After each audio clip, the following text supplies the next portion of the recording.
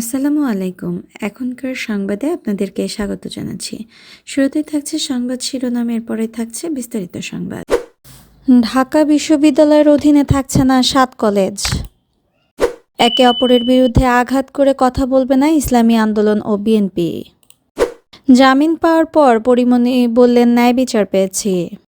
এনবিআরের সাবেক সদস্য মতিউর রহমানকে জেল গেটে জিজ্ঞাসাবাদ করার নির্দেশ। যৌন নিপীড়ন, অতিরিক্ত মদ্যপান সহ ট্রাম্পের প্রতিরক্ষা মন্ত্রী হেগসেথকে নিয়ে যত বিতর্ক। হুঁশিয়ারির পর সমঝোতা হলো ট্রাম্প এবং পেত্রোর। অভিবাসীবাহী উড়োজাহাজ নামবে, বাড়বে না শুল্ক। প্রিয় শ্রোতা, এই ছিল এখনকার মতো সর্বশেষ সংবাদ শিরোনাম। এবারে সরাসরি বিস্তারিত সংবাদে চলে যাচ্ছি। ঢাকার বড় 7টি কলেজ ঢাকা বিশ্ববিদ্যালয়ের অধীনে আর থাকছে না। এই কলেজগুলোকে ঢাকা বিশ্ববিদ্যালয়ের সঙ্গে সম্মানজনক পৃথকীকরণের বিষয়ে সিদ্ধান্ত হয়েছে।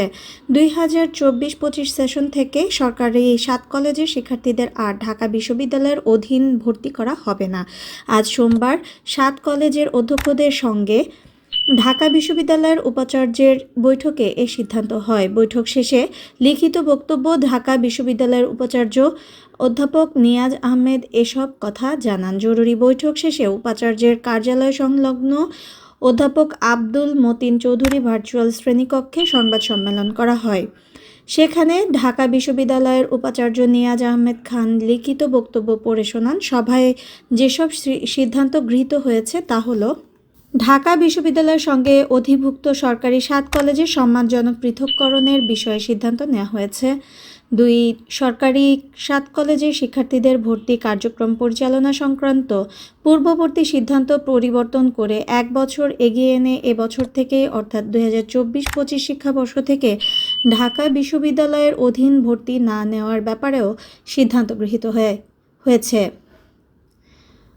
শিক্ষার্থীদের দাবি অনুযায়ী 29 ডিসেম্বর 2024 শিক্ষা মন্ত্রণালয় কর্তৃক গঠিত বিশেষজ্ঞ কমিটির মাধ্যমে 2024-25 শিক্ষাবর্ষ থেকে পরবর্তী শিক্ষাবর্ষের কার্যক্রম পরিচালনা করার জন্য সভায় জোর সুপারিশ করা হয়।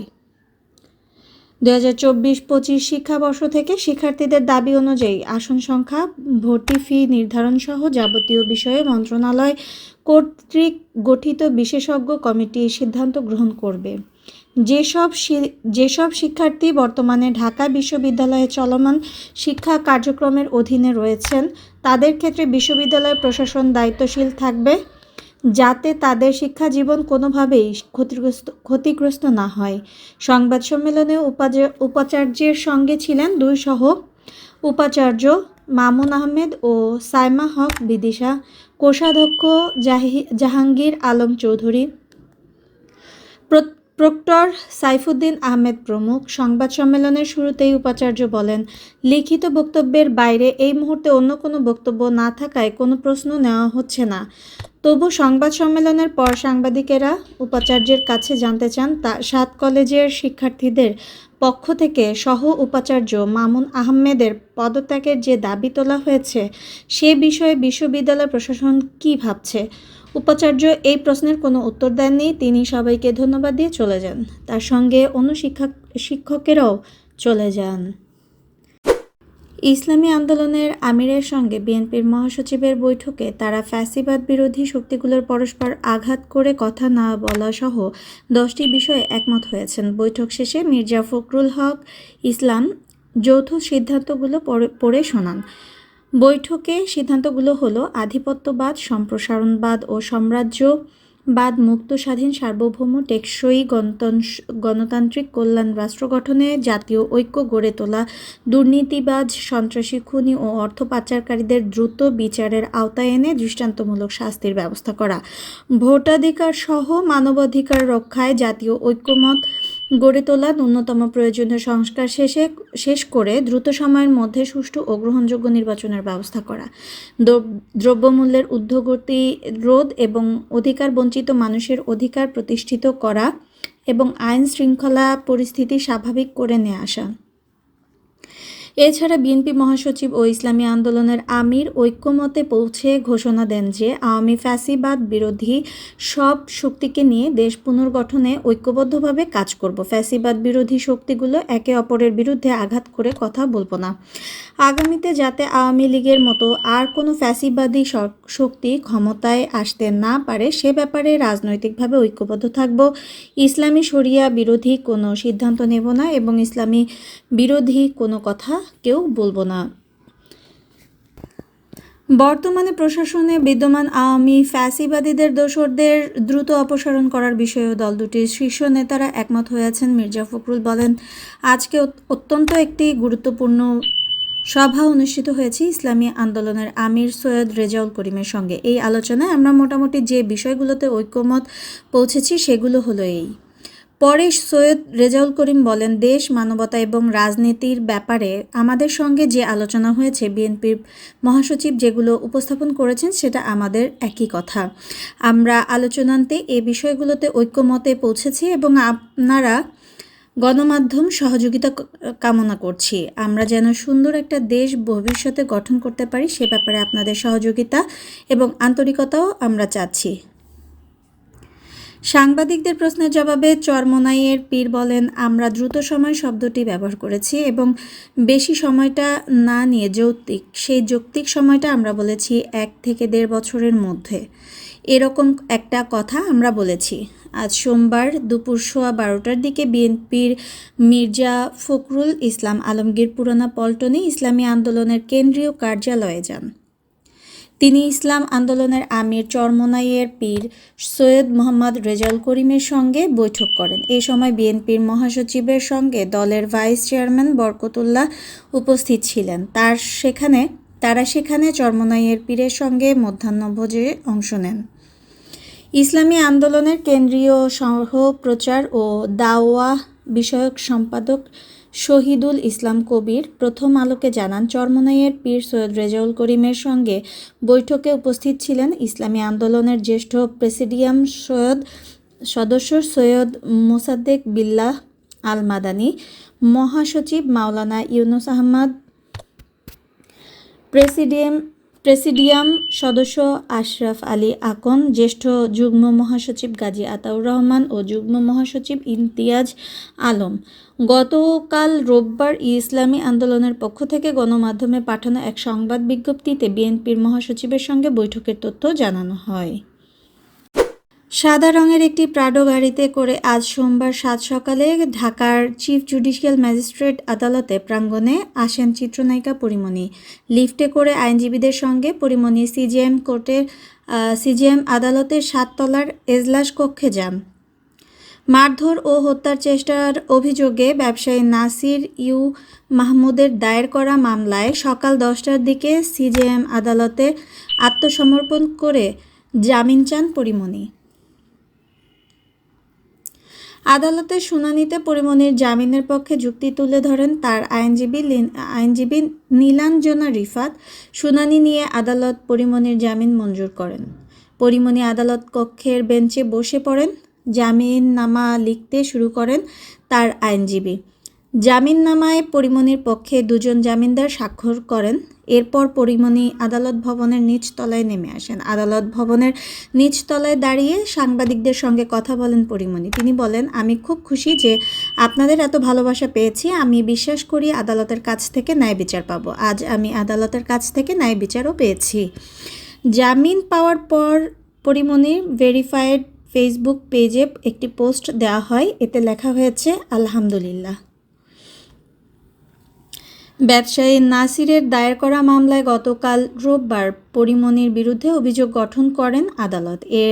এদিন পরীমণির আদালতে হাজির না থাকায় তার বিরুদ্ধে গ্রেফতারি পরোয়ানা জারি হয়। একই মামলায় পরীমণির কস্টিউম ডিজাইনার জুনায়েদ বগদাদি জিমির বিরুদ্ধে অভিযোগ গঠন করেছেন আদালত। তার বিরুদ্ধেও গ্রেফতারি পরোয়ানা জারি করা হয়। মামলাটি তদন্ত করে গত বছরের এপ্রিলে পরীমণি ও জুনায়েদের বিরুদ্ধে সিজিএম আদালতে প্রতিবেদন জমা দেয় police bureau of investigation PBI এর দেওয়া তদন্ত প্রতিবেদন গত বছরের 18 এপ্রিল আমলে নেন ঢাকার সিজিএম আদালত। গতকাল এই মামলায় পরিমণি ও জুনায়েদের বিরুদ্ধে অভিযোগ গঠন করা হলো। মারধর ও হত্যাচেষ্টার অভিযোগ এনে 2022 সালের 18 জুলাই ঢাকার আদালতে নালিশি মামলা করেন ব্যবসায়ী নাসির।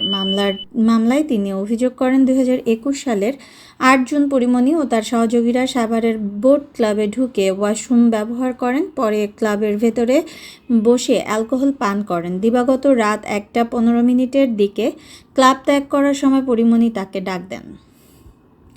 পরে একটি ব্লু লেভেল অ্যালকোহলের বোতল বিনামূল্যে দেওয়ার জন্য চাপ দেন। এতে রাজি না হওয়ায় পরিমণি তাকে গালমন্দ করেন। এক পর্যায়ে পরিমণি হত্যার চেষ্টার জন্য একটি গ্লাস ছুঁড়ে মারেন, যা তার মাথা ও বুকে লাগে। জ্ঞাত আয় বহির্ভূত সম্পদ অর্জনের মামলায় জাতীয় রাজস্ব বোর্ডের সাবেক সদস্য মতিউর রহমানকে রিমান্ডে নেওয়ার আবেদন নাকচ করে জেল গেটে জিজ্ঞাসাবাদ করার নির্দেশ দিয়েছেন আদালত। ঢাকা মহানগরের জ্যেষ্ঠ বিশেষ জজ মোহাম্মদ জাকির হোসেন আজ সোমবার এই আদেশ দেন। প্রথম আলোকে এক তথ্য নিশ্চিত করেছেন দুদকের পাবলিক প্রসিকিউটর মাহমুদ হোসেন জাহাঙ্গীর। এর আগে মতিউর রহমানকে আদালতে হাজির করে 7 দিন রিমান্ডে নিয়ে জিজ্ঞাসাবাদ করার আবেদন করে দুদক। অপরদিকে আসামি পক্ষ থেকে রিমান্ডে নেওয়ার আবেদন নাকচ করে জামিনের আবেদন করা হয়। উভয় পক্ষের শুনানি শেষে আদালত মতিউর রহমানকে রিমান্ডে নেওয়ার আবেদন নাকচ করেন। একই সঙ্গে আদালত তাকে জেল গেটে জিজ্ঞাসাবাদ করার অনুমতি দেন। গতকাল বাংলাদেশ ফাইন্যান্সিয়াল ইন্টেলিজেন্স ইউনিটের সাবেক প্রধান মাসুদ বিশ্বাস ও ছাগল কাণ্ডে আলোচিত জাতীয় রাজস্ব বোর্ডের সাবেক সদস্য মতিউর রহমানের প্রথম স্ত্রী লায়লা কানিজের রিমান্ডে নেওয়ার আবেদন নাকচ করেন আদালত। মাসুদ বিশ্বাস ও লায়লা কানিজকে জেলগেটে জিজ্ঞাসাবাদ করার অনুমতি দেন আদালত। মাসুদ বিশ্বাস ও লায়লা কানিজকে 7 দিনের রিমান্ডে নেওয়ার আবেদন করে দুদক। নানা সমালোচনা ও বিতর্কের পর গত শুক্রবার যুক্তরাষ্ট্রের নতুন প্রতিরক্ষা মন্ত্রী হিসেবে পিট হেগসেথের নিয়োগ চূড়ান্ত হয়েছে। নভেম্বরে অনুষ্ঠিত মার্কিন প্রেসিডেন্ট নির্বাচনে জয়ী হওয়ার পর ডোনাল্ড ট্রাম্প তার সম্ভাব্য প্রতিরক্ষা মন্ত্রী হিসেবে ফক্স নিউজে সাবেক এই উপস্থাপক ও আর্মি ন্যাশনাল গার্ডের কর্মকর্তাকে মনোনয়ন দেন।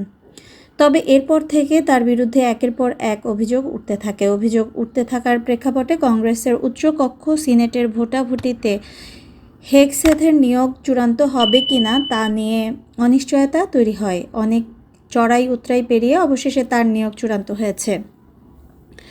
অবশ্য সিনেটে পক্ষে বিপক্ষে সমান ভোট পড়ায় নিয়োগ চূড়ান্ত করতে ভাইস প্রেসিডেন্ট জেডি ভ্যান্সকে ভোট দিতে হয়। যৌন নিপীড়ন, অতিরিক্ত মদ্যপান, স্ত্রীকে নির্যাতন সহ হেগসেথকে নিয়ে নানা ধরনের বিতর্ক রয়েছে। অভিবাসী ও বাণিজ্য বিরোধের ইস্যুতে সমঝোতায় পৌঁছেছেন যুক্তরাষ্ট্রের প্রেসিডেন্ট ডোনাল্ড ট্রাম্প ও কলম্বিয়ার president Gustavo Petro. White house বলেছে, যুক্তরাষ্ট্র থেকে পাঠানো অবৈধ অভিবাসী সামরিক উড়োজাহাজ নামতে দেবে কলম্বিয়া। ট্রাম্প প্রশাসনও কলম্বিয়ার উপর আরোপ করা শাস্তিমূলক শুল্ক আরোপ থেকে সরে আসবে। ট্রাম্প ও পেত্রোর পাল্টাপাল্টি অবস্থান দেখা যায় গতকাল রোববার। যুক্তরাষ্ট্র থেকে পাঠানো অবৈধ অভিবাসী বোঝাই 2টি সামরিক উড়োজাহাজ কলম্বিয়ায় অবতরণে বাধা দেন পেত্রো। এতে বেজায় চটে যান ট্রাম্প। তিনি বলেন, কলম্বিয়া থেকে আসা পণ্যের ওপর 25% শুল্ক আরোপ করবেন তিনি। জারি করা হবে ভ্রমণের নিষেধাজ্ঞাও। ট্রাম্পের এমন ঘোষণায় চুপ থাকেননি প্রেসিডেন্ট পেত্রো। এমন করা হলে যুক্তরাষ্ট্রের পণ্য পাল্টা শুল্ক আরোপের হুঁশিয়ারি দেয় দক্ষিণ আমেরিকার এই দেশ। তবে দিন না পেরোতে উত্তেজনা কমে আসে হোয়াইট হাউসের ঘোষণায়। গতকাল এক বিবৃতিতে হোয়াইট হাউসের পক্ষ থেকে বলা হয়, কলম্বিয়া সব অভিবাসীকে গ্রহণ করতে রাজি হয়েছে, কাজেই ওয়াশিংটন শাস্তিমূলক পদক্ষেপ নিচ্ছে না। বিবৃতিতে আরও বলা হয়, কলম্বিয়া সরকার প্রেসিডেন্ট ট্রাম্পের সব শর্ত মেনে নিয়েছে।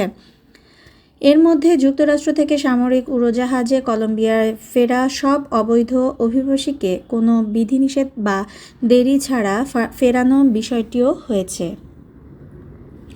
কলম্বিয়া পণ্যের উপর শুল্ক ও নিষেধাজ্ঞা আরোপের যে খসড়া তৈরি করা হয়েছিল তাতে আপাতত সই করা হচ্ছে না, অন্তত কলম্বিয়ার পক্ষ থেকে শর্ত ভঙ্গ না করা পর্যন্ত, এমনটাই জানিয়েছে হোয়াইট হাউস। কলম্বিয়ার পররাষ্ট্রমন্ত্রী লুইস গিলবার্তো মুরিল্লো গতকাল এক বিবৃতিতে জানান, আমরা যুক্তরাষ্ট্র সরকারের সঙ্গে তৈরি হওয়া অচলাবস্থা কাটিয়ে উঠেছি। বলা হয়েছে অচলাবস্থার স্থায়ী সমাধানে একটি চুক্তি সইয়ের জন্য শিগগিরই পররাষ্ট্রমন্ত্রী লুইস গিলবার্তো মুরিল্লা ও যুক্তরাষ্ট্রের কলম্বিয়ার রাষ্ট্রদূত ওয়াশিংটনে ট্রাম্প প্রশাসনের সঙ্গে বৈঠক করবে।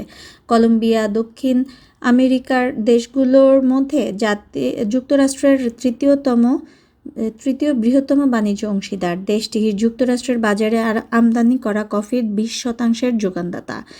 এর বাজার মূল্য প্রায় $200 কোটি। কলম্বিয়া থেকে কলা, অপরিশোধিত জ্বালানি তেল, অ্যাভোকাডো, ফুলসহ বিভিন্ন পণ্য আমদানি করে যুক্তরাষ্ট্র। প্রিয় শ্রোতা, এই ছিল এখনকার মতো সর্বশেষ সংবাদ।